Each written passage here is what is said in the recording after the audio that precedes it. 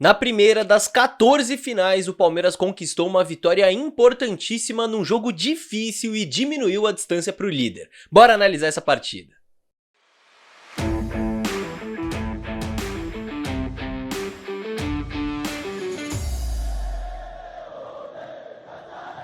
Salve, salve você que acompanha a Análise Verdão aqui no YouTube, meu nome é Leonardo Suzuki, sejam muito bem-vindos a mais um vídeo. Bora analisar esse jogo que foi muito movimentado, né, um jogo que aconteceu muita coisa, mas com uma atuação que dá uma confiança importante pro Palmeiras, que dá uma segurança importante pro Palmeiras, não à toa, foi um 2 a 0 fora de casa, com o goleiro rival sendo o melhor em campo e o Palmeiras ainda desperdiçando algumas boas chances de gol, então tem bastante coisa interessante pra gente analisar dessa partida, dessa atuação do Palmeiras. Mas antes de qualquer coisa, já trate de deixar o seu like aqui no vídeo, pelo amor de Deus, porque uma vitória dessa, 3 pontinhos fora de casa, merece o seu like. Eu sei que você vai esquecer depois, então deixa o like aí. Pois bem, gente, foi uma partida, não sei se em razão da semana livre que o Palmeiras teve, mas foi um jogo em que o Palmeiras entrou com uma postura muito intensa, muito concentrada e de muito volume de jogo. Foi um Palmeiras que entrou deixando o Atlético Paranaense muito desconfortável dentro da partida, tanto que o Palmeiras faz o gol cedo, mas antes mesmo do primeiro gol, o Palmeiras já teve chance com o Maurício chutando cruzado e o goleiro defendendo, com o Felipe Anderson chutando e o goleiro fazendo uma baita de uma defesa, com o Caio Paulista, uma bola que ele recebe na frente da área e ele não consegue bater, então o Palmeiras já teve oportunidades antes mesmo de fazer o gol e depois do gol ainda no primeiro tempo teve aquela jogadaça do Caio Paulista que o goleiro faz a defesa, teve cabeçada do Gomes, no segundo tempo depois, pô, o goleiro do Atlético faz pelo menos uns 2 milagres ali, né, numa chance do Maurício dentro da área e numa cabeçada do Estevão, o Veiga ainda tem chance, o Rony ainda tem chance, enfim, foi um jogo que o Palmeiras realmente teve muito volume ofensivo. Defensivamente, foi um jogo que o Atlético até conseguiu criar em alguns momentos, mas eu acho que tiveram dois momentos específicos que o adversário conseguiu ter superioridade e gerar um pouco mais de perigo pelo contexto do jogo. Primeiro, logo depois do gol, quando o Palmeiras faz 1 a 0 ali, logo depois eles têm um momento de um pouco de mais ímpeto e o Canóbio tem uma chance que o Everton acaba fazendo a defesa, e nos minutos finais do primeiro tempo, quando eles ainda estão buscando ali empatar o jogo, eles tiveram um certo volume. Claro que no segundo tempo você tem ali algumas chances, bola na trave, o Everton tendo que trabalhar, mas já era um contexto de jogo diferente, com o Palmeiras com 2 a 0 no placar, num jogo muito mais aberto, com o Palmeiras também desperdiçando algumas oportunidades, mas num geral, eu acho, num contexto estratégico ali da partida, foi um jogo em que o Palmeiras conseguiu encaixar a pressão alta. No primeiro tempo complicou muito a saída de bola, gerou muita ligação direta do Atlético Paranaense e teve um pós-perda mais ajustado. Eu acho que a pressão pós-perda do Palmeiras esteve um pouquinho mais ajustada para realmente criar essa sensação de volume, né? Perdeu a bola, recupera, já tenta criar mais uma oportunidade, então foi um jogo intenso do Palmeiras nesse sentido. E para entender como o Palmeiras jogou, é até legal a gente visualizar aqui no campinho, tá? Porque a formação base era esse 4-2-3-1. Formação base, mas você tinha movimentações, porque pela esquerda o Caio Paulista atacava bastante, chegava bastante lá na frente para dobrar com o Felipe Anderson e alternando. Quando o Felipe Anderson recebia aberto na ponta esquerda, o Caio podia ultrapassar por dentro. Quando o Felipe Anderson vinha de fora para dentro, o Caio Paulista ganhava esse corredor lateral. Já do outro lado, você tinha o Marcos Rocha, que também participava do momento ofensivo, mas de uma forma diferente, como um lateral gerando mais equilíbrio, deixando mais espaço ali naquele lado direito pro Estevão receber aberto e pro Richard Rios também ultrapassar bastante por ali. Então o Rocha numa função de construir um pouco mais, de ser um passe de retorno, de ser um jogador de mais equilíbrio por ali. E no meio campo você tinha uma trinca, né, com o Aníbal sendo um camisa 5, o Rios caindo um pouco mais pela direita para jogar ali junto com o Estevão,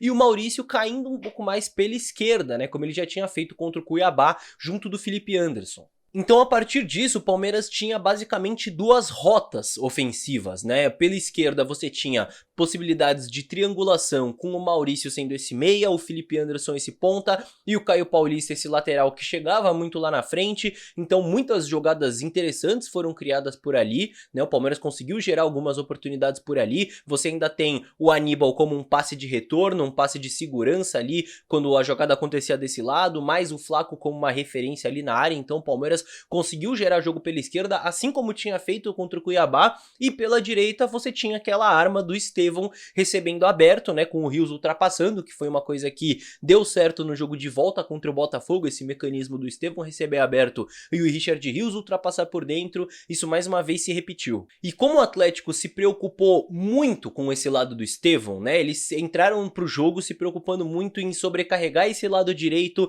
para parar o Estevão, para dobrar a marcação. Como eles estavam focados muito nesse ponto, o Palmeiras conseguiu criar bem pelo outro lado, né, pelo lado esquerdo ali no primeiro tempo.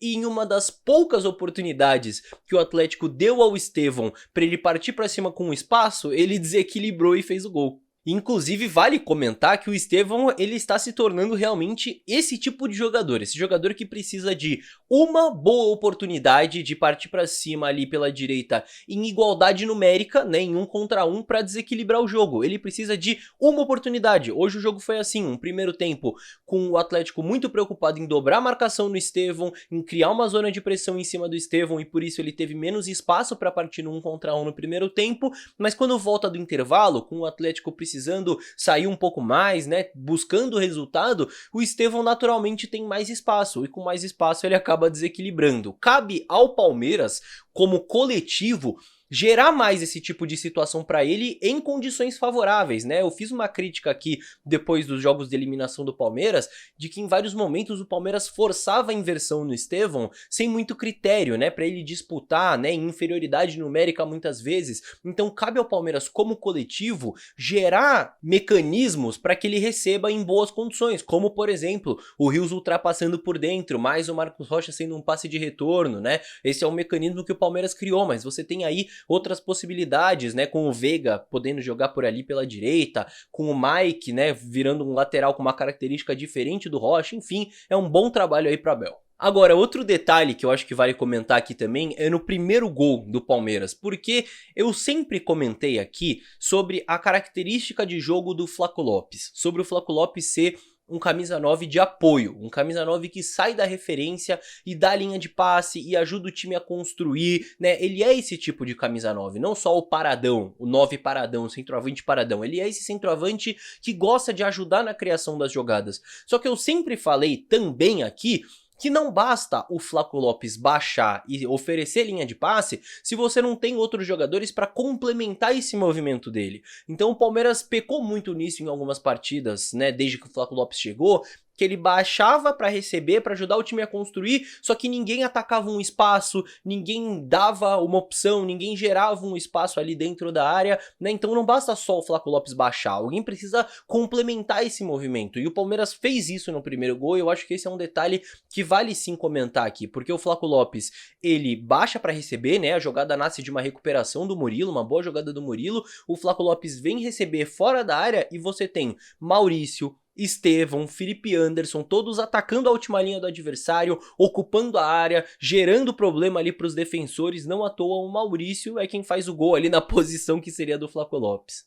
Enfim, me parece que o caminho, taticamente falando, para o Palmeiras buscar esse título brasileiro ficou claro. O Palmeiras encaixou melhor dessa forma, jogando com linha de 4, jogando com o Flaco Lopes como um centroavante, tendo Estevão e Felipe Anderson como esses dois pontas com funções diferentes, como eu expliquei aqui, já tinha explicado em outros vídeos também, com essa trinca no meio campo, com o Maurício titular e Veiga no banco. O Maurício tem merecido essa sequência no time titular e o Veiga também tem merecido essa sequência no banco de reservas, com o Caio Paulista titularíssimo na lateral esquerda. Preciso falar aqui, mais um belíssimo jogo do Caio Paulista, quase fez aquele golaço, mas não só por causa desse lance, foi mais um belo jogo do Caio Paulista. Então fica claro que o time encaixou melhor dessa forma e a partir dessa base o Abel pode trabalhar ainda melhor e gerar ainda mais mecanismos a partir disso. Não sei se tem algum destaque individual que eu acabei esquecendo aqui, que faltou. Se faltou, comenta aqui embaixo, quero saber se você destaca mais alguém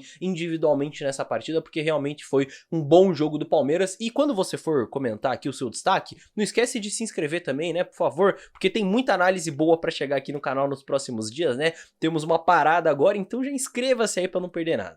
E até pela parada é uma vitória fundamental, né? O Palmeiras agora vai ficar uns bons dias sem jogar, né? Uns 10, 12 dias sem jogo e vai para essa data FIFA com 3 pontos conquistados fora de casa, com uma sequência de vitórias, né? Uma coisa muito importante dentro desse campeonato e diminuindo a distância do líder para 3 pontos nesse momento, podendo ser no máximo de 4 pontos se o Fortaleza vencer o jogo atrasado que tem. Só que a gente tem 13 rodadas pela frente, uma vantagem de possíveis 4 pontos e confrontos diretos contra Fortaleza e Botafogo ainda pela frente, ou seja, o campeonato está muito aberto. Inclusive, se você quiser ver uma análise completa que eu fiz de todas as rodadas do Palmeiras até o fim desse campeonato, de todas as finais que o Palmeiras tem para disputar, eu vou deixar o vídeo aqui para você conferir. É só clicar na tela e ser feliz.